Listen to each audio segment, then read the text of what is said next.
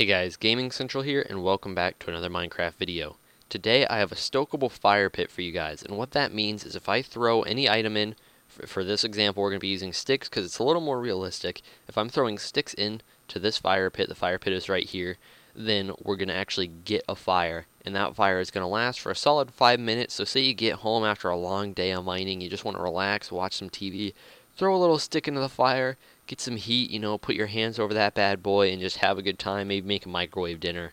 So here we can get our nice fire going, put our hands over that for a little while, and that'll last for a good 5 minutes before the stick despawns in a pressure plate timer down below. And just to show what it does when that goes out, let's go ahead and grab that stick, and it gets pulled out, so these blocks are switched, the fire is destroyed because of that, and that's how it works. So it's a pretty simple design. Let's go ahead and look at the redstone behind it. So we have a comparator here that's going to actually bring power around to this dropper. When that dropper is activated, it's going to shoot out the stick that's come through this hopper and go onto this little wooden pressure plate right here. You can just barely see that guy. Because the stick will last for 5 minutes before it despawns unless you unload the chunk. So if, for example, you leave for a long time, it'll still be going when you come back. And this also has some power going through the pistons, which will do a little block swap when it loses the stick, when the stick despawns. And that will switch those back and forth, breaking the fire, but it won't look like another rack has been pulled out or anything, so it doesn't look really weird or anything like that. So that's the redstone behind it. I'm going to show you guys how to build that next. So to kick this off, we're going to go ahead and put down our pistons, our dispensers, our droppers, and our pressure plate.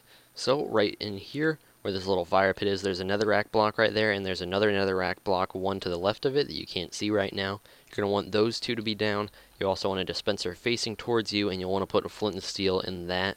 And we're going to have our pistons on the side. This one is just one block to the right, and this one is one block to the left of this little 3x3 stone brick thing right here. We've got a hopper under this stone slab right here, and a dropper facing towards that way, right there. Let's go ahead and break that block so you can see that. Put it back. So that's where that's facing, and then we're also going to want a pressure plate right on there. So that is going to finish up what you need besides the redstone wire. Now we can get into the redstone wire portion.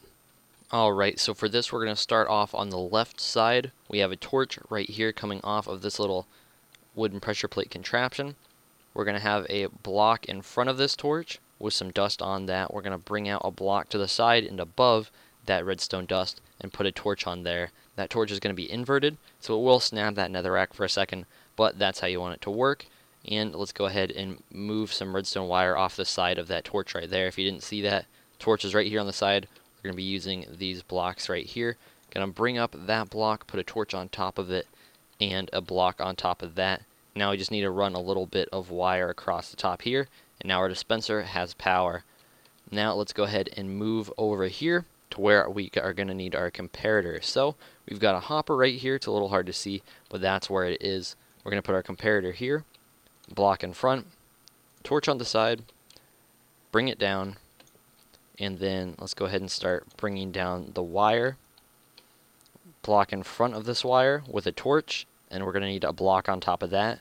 That is bringing power from the hopper to the dispenser right here.